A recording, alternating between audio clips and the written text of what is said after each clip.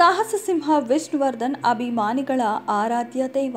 ನೋಡಲು ಸ್ಫುರದ್ರೂಪಿ, ಯಾವುದೇ ಪಾತ್ರ ಆದರೂ ಲೀಲಾಜಾಲವಾಗಿ ನಟಿಸುತ್ತಿದ್ದ ಕಲಾವಿದ. ಪುಟ್ಟಣ್ಣ ಗರಡಿಯಲ್ಲಿ ಪಳಗಿದ ಪ್ರತಿಭೆ.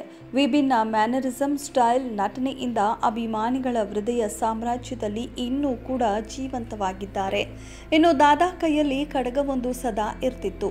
29 ವರ್ಷಗಳ ಕಾಲ ವಿಷ್ಣು ಕೈಯಲ್ಲಿ ಅದು ಉಳಿದುಕೊಂಡಿತ್ತು. ಸಿನಿಮಾಗಳಲ್ಲಿ ಬಲಗೈಯಲ್ಲಿ ತೊಟ್ಟ ಖಡ್ಗವನ್ನ ತಿರುಗಿಸಿ ನಿಂತರೆ ಎದುರಿಗೆ ಇರುವ ಪುಂಡ ಪೋಖ್ರಿ ಕತೆ ಮುಗಿತು ಎಂದು ಪ್ರೇಕ್ಷಕರು ನಿರ್ಧರಿಸಿಬಿಟ್ಟಿದ್ರು. ಆ ರೀತಿ ಕೈ ಕಡಗವನ್ನ ತಮ್ಮ ಸ್ಟೈಲ್ ಆಗಿಯೂ ಕೂಡ ಬಳಸುತ್ತಿದ್ರು. ಆದರೆ ಈ ಕಡಗ ವಿಷ್ಣುಗೆ ಸಿಕ್ಕಿದ್ದೇ ಇಂಟ್ರೆಸ್ಟಿಂಗ್ ಸಂಗತಿ. 1980ರಿಂದ ವಿಷ್ಣುವರ್ಧನ್ ಕೈಗೆ ಕಡಗ ಧರಿಸಲು ಆರಂಭಿಸಿದ್ರು. ಸಿಂಹ ಜೋಡಿ ಚಿತ್ರದ ಮೂಲಕ ಮೊದಲ ಬಾರಿಗೆ ತೆರೆ ಮೇಲೆ ಕೈ ಕಡಗದೊಂದಿಗೆ ಸಾಹಸ ಸಿಂಹ ಬಂದಿದ್ರು. ಬಳಿಕ ತಮ್ಮ ಎಲ್ಲ ಸಿನಿಮಾಗಳಲ್ಲೂ ಕಡಗ ಧರಿಸಿಯೇ ಕಾಣಿಸಿಕೊಂಡರು. ಆದರೆ ಅದೊಂದು ಚಿತ್ರ ಬಿಟ್ಟು ಇನ್ನು ಈಗ ಆ ಕಡಗ ಎಲ್ಲಿದೆ, ಯಾರು ಅದನ್ನು ಧರಿಸುತ್ತಾರೆ ಎನ್ನುವ ಕುತೂಹಲ ಕೂಡ ಅಭಿಮಾನಿಗಳಲ್ಲಿ ಇದೆ. ನಟ ದರ್ಶನ್, ಸುದೀಪ್, ಅನಿರುದ್ಧ್ ತೆರೆ ಮೇಲೆ ಕಡಗ ಧರಿಸಿ ಕಾಣಿಸಿಕೊಂಡಿದ್ದಾರೆ. ಆದರೆ ಅದು ದಾದಾ ಕೈಯಲ್ಲಿದ್ದ ಕಡಗ ಅಲ್ಲ. ಅಷ್ಟಕ್ಕೂ ಆ ಬಳೆ ಹೇಗೆ ತಮಗೆ ಸಿಕ್ಕಿತು ಎನ್ನುವುದರ ಬಗ್ಗೆ ವಿಷ್ಣುವರ್ಧನ್ ಈ ಹಿಂದೆ ಸಂದರ್ಶನವೊಂದರಲ್ಲಿ ಹೇಳಿಕೊಂಡಿದ್ರು.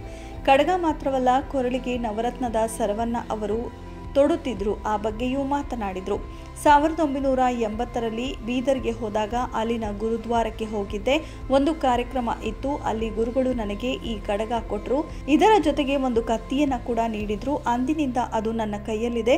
ನಾನು ಮೂಲತಃ ಎಡಚ, ಹಾಗಾಗಿ ಎಡಗೈ ಬಲಗೈ ತೂಕ ಬೇರೆ ಬೇರೆ ಇರುತ್ತೆ. ಅದನ್ನು ಬ್ಯಾಲೆನ್ಸ್ ಮಾಡಲು ಅನಿವಾರ್ಯ, ಹಾಕಿಕೊಳ್ಳಲೇಬೇಕು ನಾನು. ಅದು ಇಲ್ಲದೆ ಕಷ್ಟ ಅನ್ಸುತ್ತೆ ಎಂದಿದ್ದರು. ಅವತ್ತು ನನ್ನ ಕೈಗೆ ಬಂದ ಬಳೆ ನನ್ನ ಜೊತೆಗೆ ಇದೆ, ನನ್ನ ಜೊತೆಗೆ ಹೋಗುತ್ತೆ ಎಂದು ನಾನು ಹೇಳುತ್ತೇನೆ. ಯಾಕಂದರೆ ಇದು ನನ್ನ ಅವಿಭಾಜ್ಯ ಅಂಗ ಆಗಿದೆ. ಇದಿಲ್ಲದೆ ನಾನು ಮನೆಯಿಂದ ಹೊರಗೆ ಬರಲ್ಲ. ಸಿನಿಮಾಗಳಲ್ಲಿಯೂ ಕೂಡ ಇದನ್ನು ತೊಟ್ಟು ನಟಿಸುತ್ತೇನೆ. ಇದು ನನ್ನ ಗುರುತು ಎನ್ನುವಂತಾಗಿದೆ. ಗುರುಗಳು ಆಶೀರ್ವಾದ ಮಾಡಿ ಕೊಟ್ಟಿದ್ದು.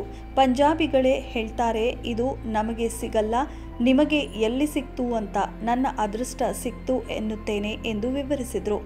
ಇನ್ನು ನನ್ನ ಕೊರಳಿನಲ್ಲಿರುವುದು ನವರತ್ನ ಸರ, ಆಂಟಿಕ್ ಪೀಸ್. ನಮ್ಮ ಶ್ರೀಮತಿಯವರಿಗೆ ಬಂದಿತ್ತು. ಇದರ ಬೆಲೆ ಗೊತ್ತಿಲ್ಲ, ಆದರೆ ಇದನ್ನು ನಾನೇ ಧರಿಸ್ತೇನೆ. ಇದನ್ನು ಧರಿಸಿದ್ರೆ ಅದೇನೋ ವೈಬ್ರೇಷನ್. ನನಗೆ ಮಾತ್ರ ಅಲ್ಲ, ನನ್ನೊಟ್ಟಿಗೆ ಇರುವವರಿಗೂ ವೈಬ್ರೇಷನ್.